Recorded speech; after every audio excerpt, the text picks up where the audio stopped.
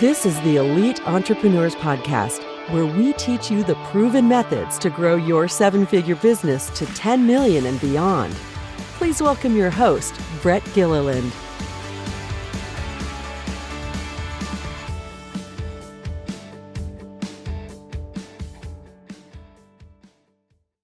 Welcome everyone to this week's episode of the Elite Entrepreneurs Podcast. If you've listened to our show at all, you know that we have amazing guests.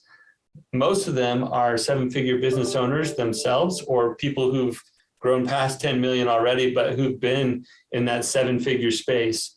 And today's guest is no exception. His name is Karl Bickmore. He is CEO of SnapTech IT. SnapTech IT has 3 locations across the U.S. They have an office in Atlanta, Georgia, one in Tempe, Arizona, and one in San Francisco, California on the West Coast. Karl has served on the advisory councils for global IT software and cybersecurity vendors. I know him from his work serving locally here on the Arizona EO board. He does some great work there, and he's a regular speaker at IT leadership conferences and loves to contribute wherever he's involved. So thank you, Karl, for taking time out of your busy life, busy schedule to be with us today. Yeah, I wouldn't miss it for the world. It's been great getting to know you as our circles have crossed, and I'm excited to see what you're curious about and what I can share. All right. Well, I'm curious about more than you can share today, but we'll figure out what we can cover in the time that we have. Like a lot of entrepreneurs, you had some humble beginnings. I saw that you started with a desk in your bedroom that then expanded to another room in your house. And of course, now you have 3 locations, 3 offices across the US. Why don't you give just a brief synopsis of where or how SnapTech IT got started, what exactly you guys do, your primary services, and then we'll jump into some of your learning lessons. Sure. Yeah. Okay. Well, yeah. I guess sometimes necessity is the mother of invention, or just an unquenchable drive for some level of entrepreneurship is what happened here. I was pretty young at the time with a young family, and I had a full-time job, but I just found myself being drawn into helping folks with their IT in other ways. And at the time, I'd worked for places like Charles Schwab in their IT department. And then I also worked at a college and was writing computer information security curriculum and teaching other instructors how to deliver those classes and the materials, setting up the lab environments and whatnot. But I just found that I had this desire to help, and I found it was a really gratifying experience. I would say in some level it was professional ADHD, I suppose, in that I just really liked that every day was a different problem. So different customers meant lots of different problems that I could dig into. But yeah, at first it was just something on the side and a great way for me to try to support my little family with my 3 kids at the time.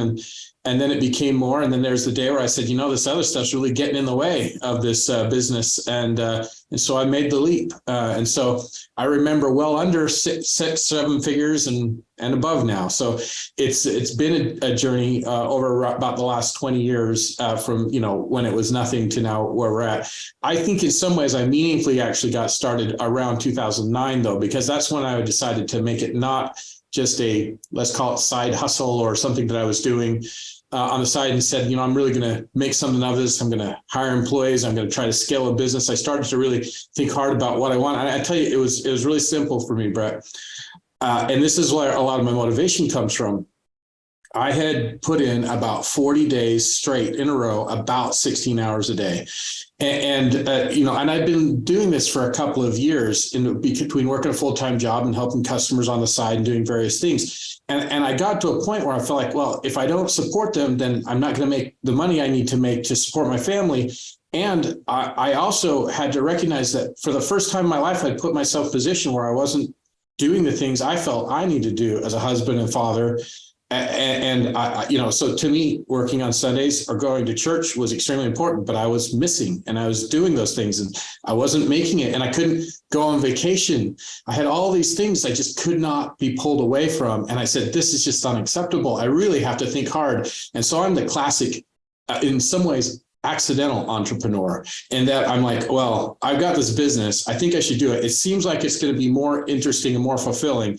So that's when I fundamentally made the decision, and I sat down for the first time a strategic plan, and I began that process of finding employees, looking for systems and tools and things to put in place, began my learning journey of all the things that can happen as a business owner through things like, leadership goals, management systems, learning accounting principles and practices, so forth and so on to get me here. And so, I have no MBA, but sometimes I think I maybe got a street MBA, if you will, by the hard way, if you will. And so that's sort of where I came up from. And then, along the way, SnapTech grew.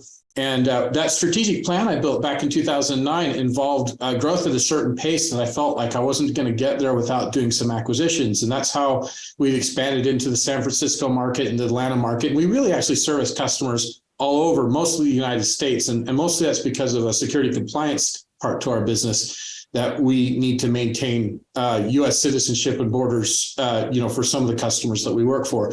But but that expansion came through acquisitions, and I feel like we've learned lessons there, and we've done some better than others. But that's how that piece came, and we're still kind of out there doing that same motion of growing organically and also looking for opportunities to grow even faster by accelerating with things like acquisitions. Fundamentally, we do managed IT support, managed cybersecurity, managed IT compliance, and so we're the outsourced IT department. We do help desk things. Sometimes we're hired to help internal IT people as a supplement on top of their services to add some functionality or a deeper bench. Sometimes we're the company's entire IT team. And then sometimes they might even have another outsourced provider, and we're there to supplement them. And so we kind of have a lot of different scopes that we might work within depending on the scenario. But the two main motions are we're either their company's entire IT outsourced solution, including help desk, business strategy, cybersecurity things, and then also even helping with vendor management with other companies that they might need to work with. And then, or we do the co-managed motion where they have some internal IT people or a different outsource, and we work with them, if that makes sense. So that's a little bit about us. I don't know, there's a lot to swallow, but it's a pretty exciting business, and it's been really great. So I heard accidental entrepreneur who was strapped. I mean, for time, like you were totally maxed out. Your plate was completely full. And it sounded like you realized you weren't showing up in important places with your family, church, in ways that you wanted to, because your plate was so full with work, trying to do the full-time job and take care of the clients that you were serving. So you decided to just jump in, all in, go from having a side hustle to like, now I've created a full-time job for myself.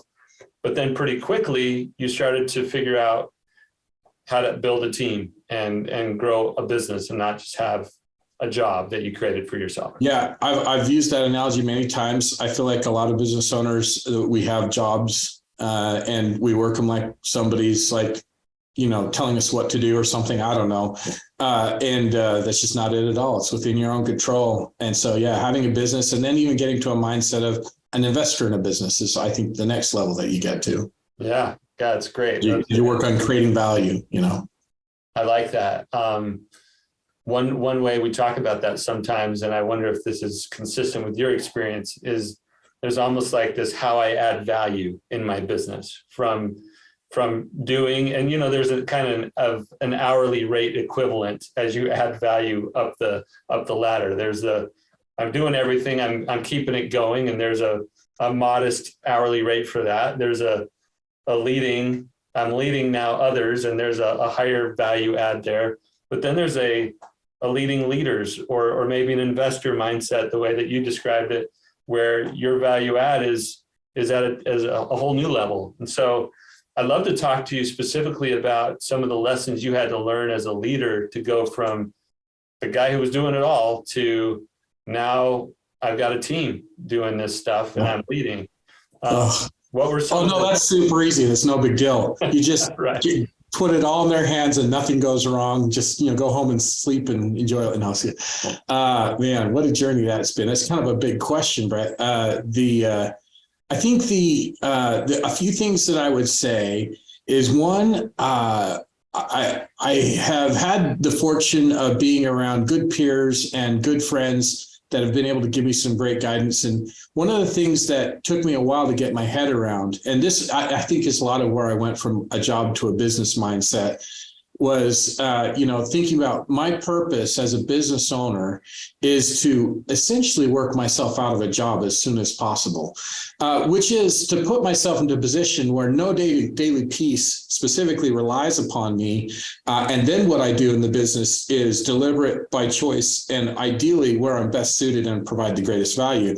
And to whatever extent it makes sense and what my desire is based on my goal of the business. And so there's a lot to be said about that, but it should be like, if you're constantly in this mindset, like, well, I've got to go fix this, I got to do this. If you're always raising your hand to do it, you're kind of ensuring that nobody else is ever going to fill that space because you created no vacuum for somebody to step into, no place for that to happen. But there's a lot of things you have to do because, as you go through I view businesses as going through these different steps, almost like you go through some kind of growth cycle and it's like you're in a wind tunnel and everything's crazy and stuff that didn't work before now also has to be redone. You have to figure out new processes, new systems, or new people, and then you kind of plateau for a while and then you'll go through that again. And I feel like you can almost always track it. I think a lot of people naturally think it comes down to revenue is how you can track those plateaus, but I think it's more like number of people in your business. It's more the people problem than it is like the amount of revenue that focused issue. And so, I think when you're 4 or 5 employees, your biggest problem is trust, and you struggle to hand things over, and everybody around you just want to make sure they got your back and that they're not going to say the wrong thing. And so you're kind of narcissistic and maniacal about it. I think it's like you just can't let go. But as soon as you figure out to let go of the vine, start building the right team members in, and this is, happened through trial and error with me. Certainly you make mistakes, but then I got to this spot in my business where I had a team around me and I fundamentally left. And like, it's been a long time since I fundamentally turned the wrench of being an IT guy, but I used to do that. Like, I used to be the only guy that did that. Right. And so I've found that I've had to constantly work myself out of jobs as I go. It's like the most recent job I worked myself out of, if you will, was being the primary sales manager and over marketing, right? So I worked myself out of the technical side. Now I've worked myself out of the sales and marketing side. And now I'm really just left as the CEO, if you will. And I have specific things to do there. And there may come a day where I'll work myself out of that as well. And somebody more capable or more able will take that spot. And I'll find a different role or do something different, But to me, it's always about that mentality of like, if I'm the one that has to sit here and do it, or if I keep doing it, or I don't let others do it, I fundamentally just must recognize I will always do that, And I think that's something I always had rattling the back of my head. It's like, I can't be the one always doing that. So I have to build my business with the idea that somebody else is going to take this. It's like we started building really interesting ways of doing this. Like, we started building organizational charts or accountability charts in our organizations for how we are now and how we expect to be in 3 years. So we map out all the roles and responsibilities, what their key obsessions would be, what we think their salary is going to be, and what revenue number we hit when we hired that role. And those are the kind of things that started to really click for me.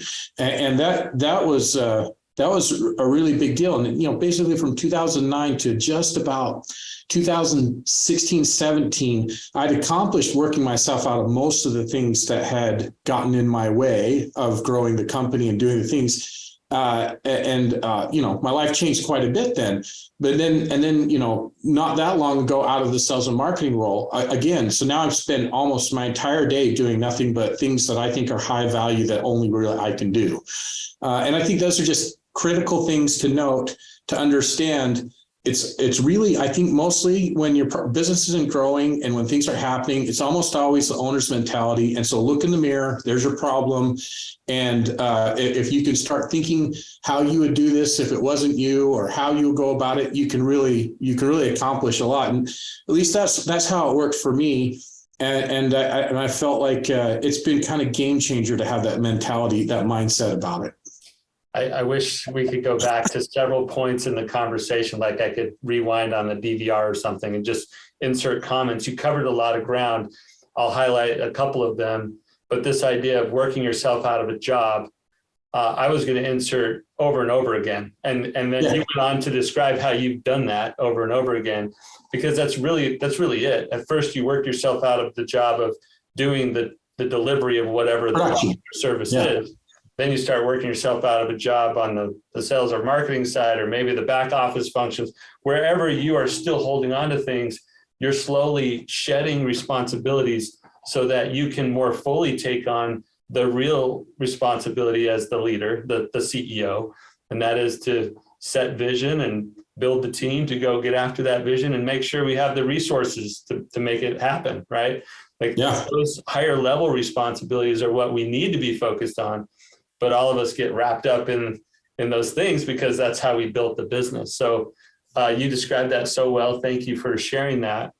One of the things I'm curious about is if there were any practical things that you did to allow yourself to let go to somebody else. You talked about the trust thing. You got 4 or 5 people, maybe you have 6 or 8 or even 10 people, but you're still a really important part of the whole machine in delivery.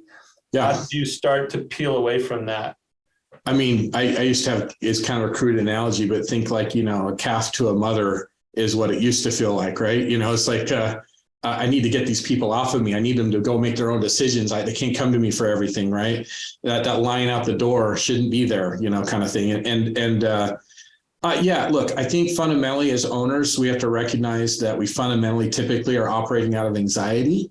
I find anxiety is built out of the unknown, like not having a plan, not having a clearly defined strategic objective, or you just have too many things rattling around in your head and you're not writing them down, prioritizing and sorting them out. So at some level, that's where that began. And I tell you, like, for me, it started with things like having a simply actually written down strategic plan for the business that ran out to the number of years that I was interested in focusing at the time, which is usually, my current one's out to 2030, and it's been at 2030 since 2010, right? And that's just my point of view of where I'm looking, what I want, and so forth, so on.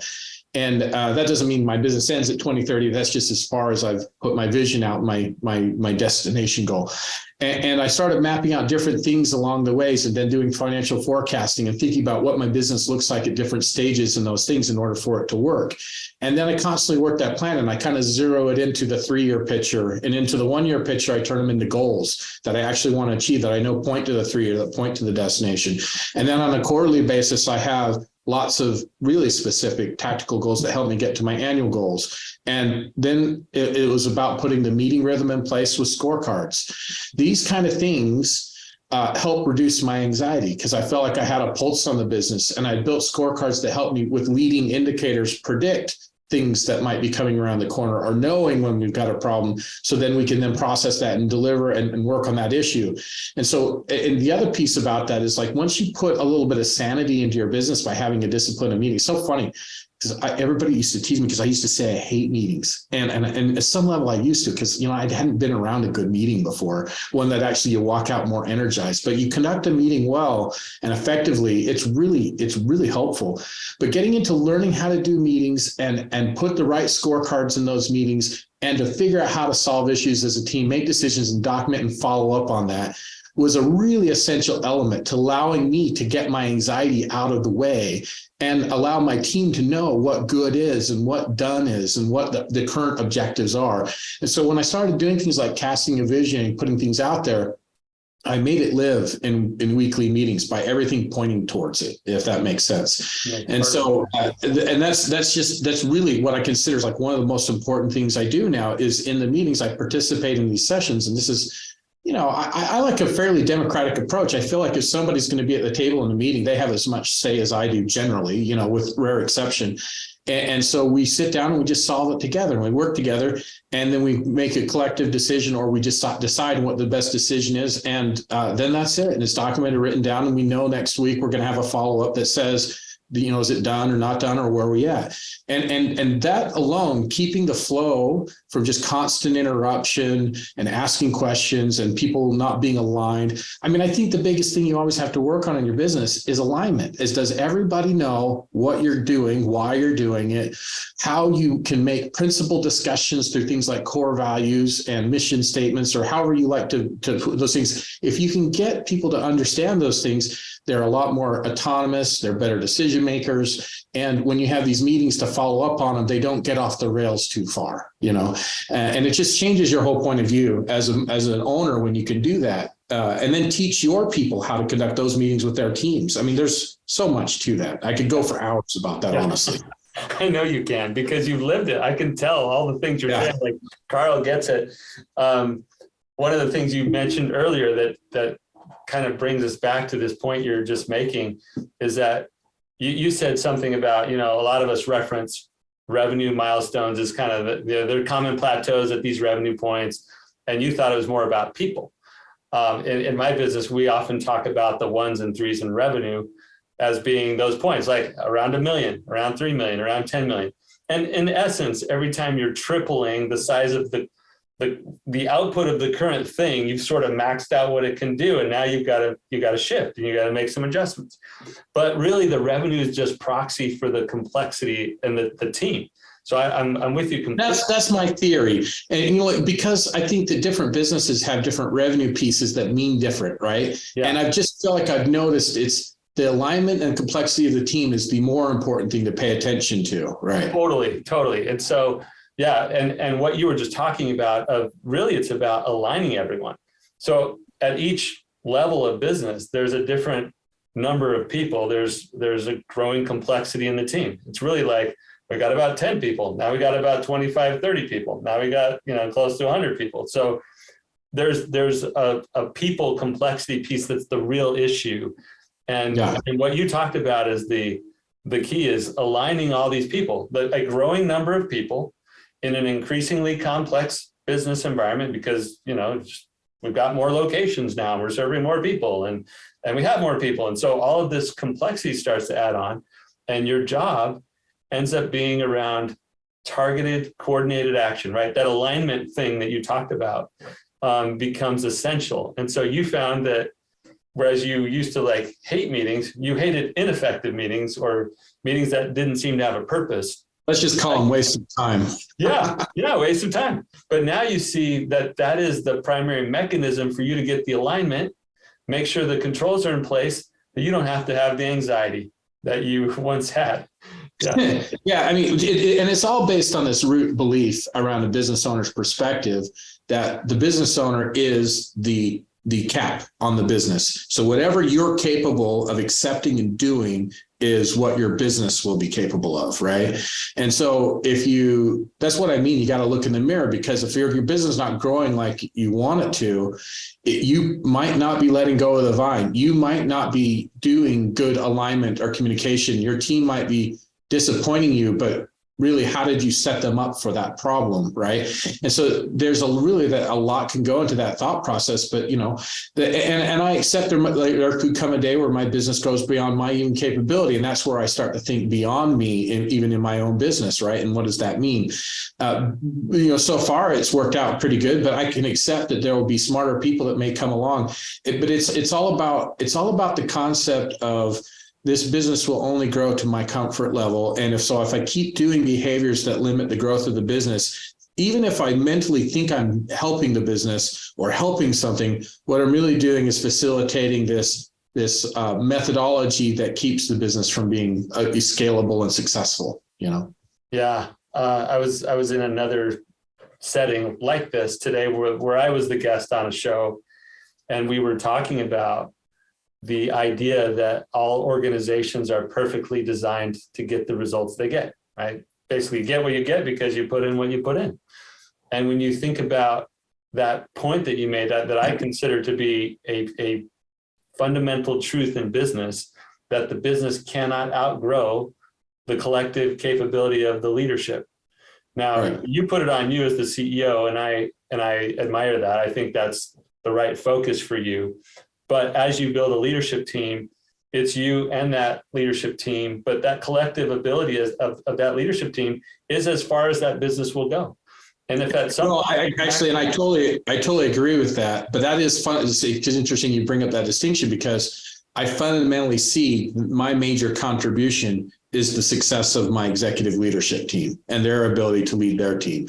And so to me, I view that as my fault if they're not being successful, right? I play the biggest role in that, because they don't get to pick who their teammates are. I pick who they are, right? And so it's on me to make sure the right person's there doing the right behavior, right? And to the level or extent that I maybe hand that off one day.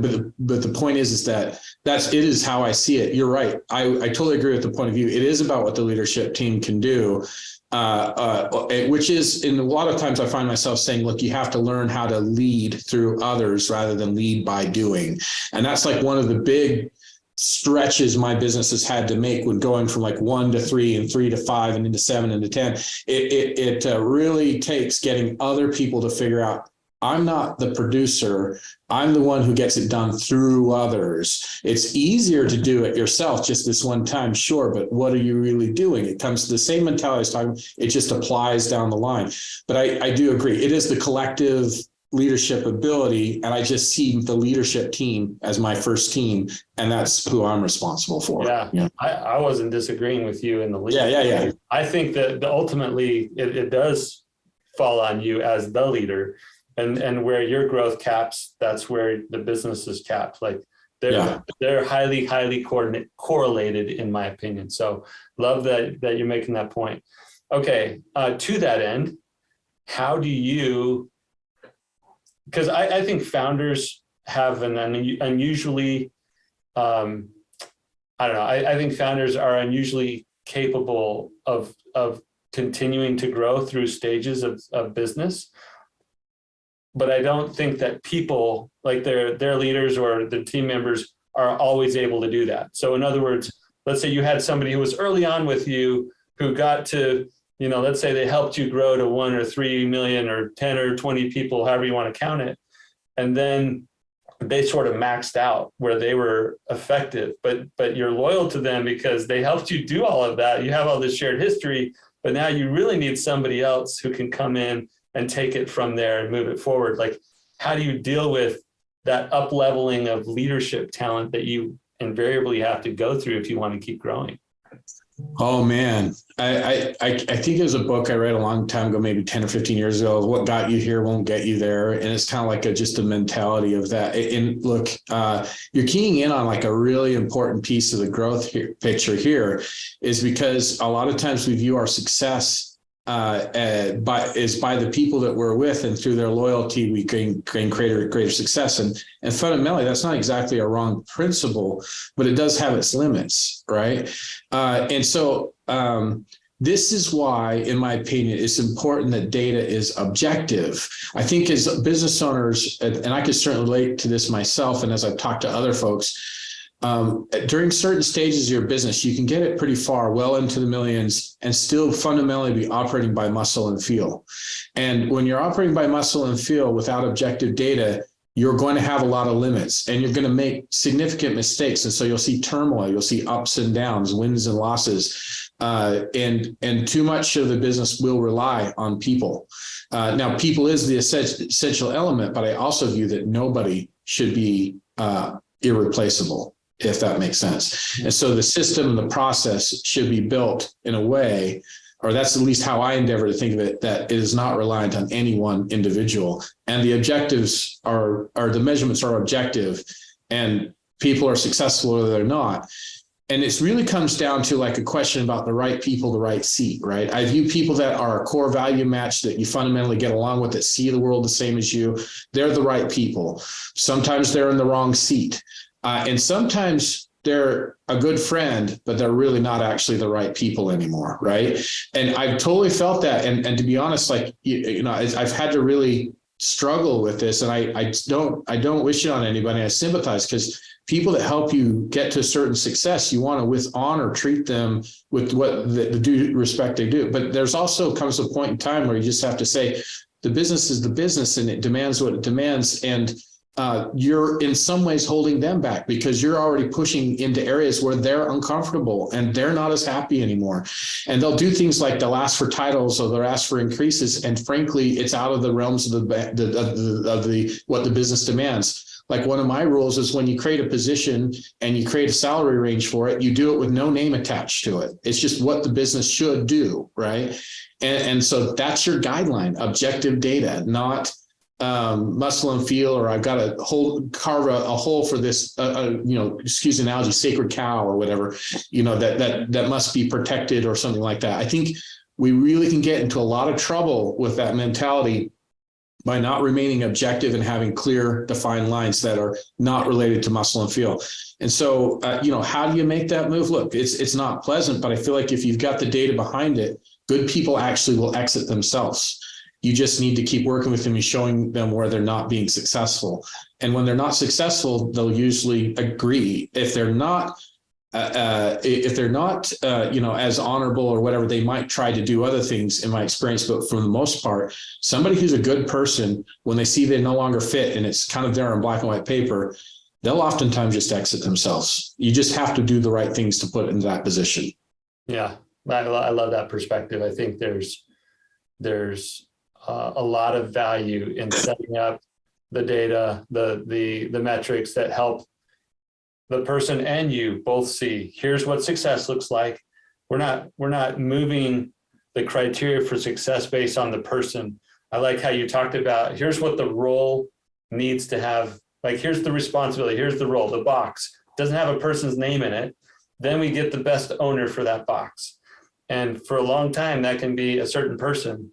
But as the needs of the business grow and as the demands for that box increase, sometimes that person can't stay in that box. And sometimes there's another seat where they can still contribute. If possible, absolutely. And who wouldn't, right? Yeah. Yeah. But as long as it works for them, Yeah. Yeah.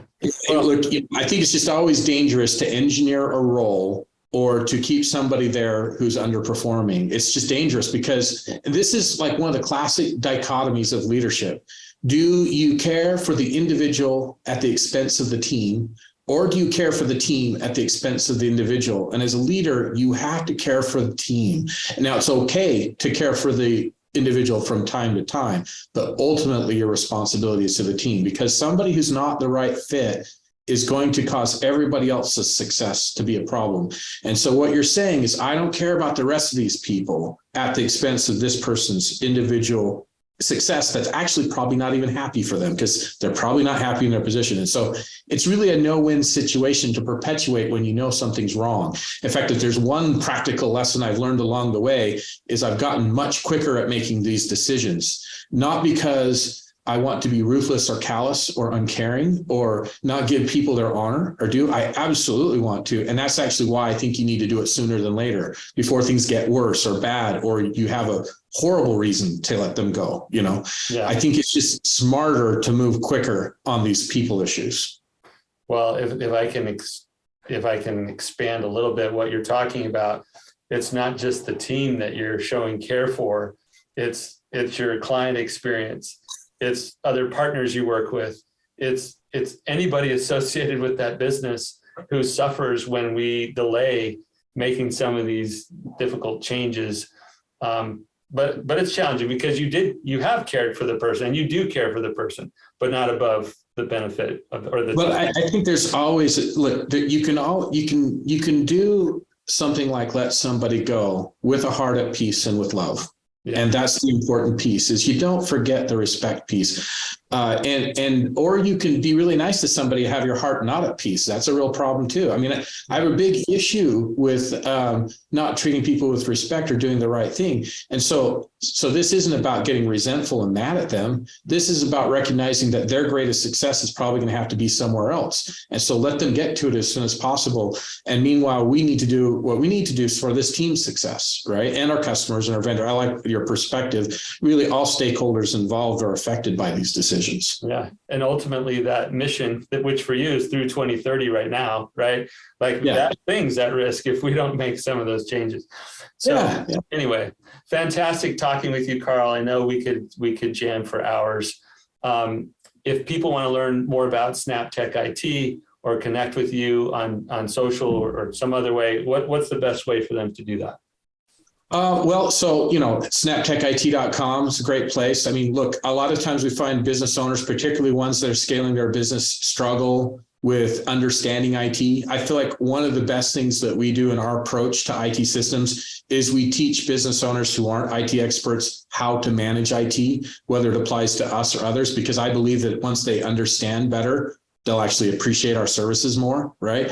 And so to me, it's about an education experience. And so we have some good resources on our website that business owners can use through webinars and podcasts and white papers and so on. So snaptechit.com/resources, or just go to the main page and click the resources button. As a fellow business owner, we might have a few things in there. Of course, there's links there to reach out, to ask questions. If anybody has an interest in finding out more about something, we know a lot of folks are concerned about cybersecurity. They're concerned about outages, and those are the kind of things we look to prevent those kind of problems and helping a business reduce the risk through IT systems. And then, probably one of my more active social media profiles would be my LinkedIn profile. It's just my name, Karl Bickmore, KarlBickmore. Or the SnapTech IT one's pretty great too. And you can find those links on our website as well. Fantastic. Well, I encourage anybody who is considering getting some help outside of their own IT team to check out SnapTech IT. As you can tell, Karl has built a great business. He's gone through a lot of these stage changes that we've talked about personally and as a business. And what better kind of partner there would be in an IT services partner than somebody who gets them as business owners. So check out snaptechit.com and check in with Karl on LinkedIn. Karl, it's been an absolute pleasure. Thank you for sharing some of your hard-earned lessons as you've grown your business over the years.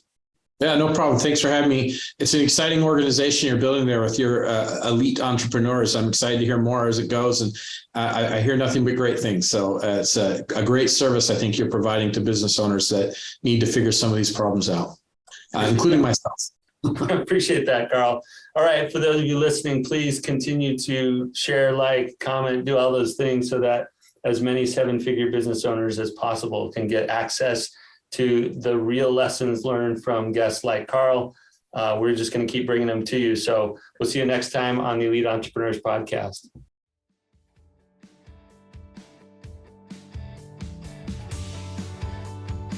You've been listening to the Elite Entrepreneurs Podcast with your host, Brett Gilliland.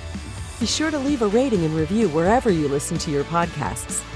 You may also want to visit our website, eliteentrepreneurspodcast.com, to find additional resources to grow your business from 7 figures to 10 million and beyond.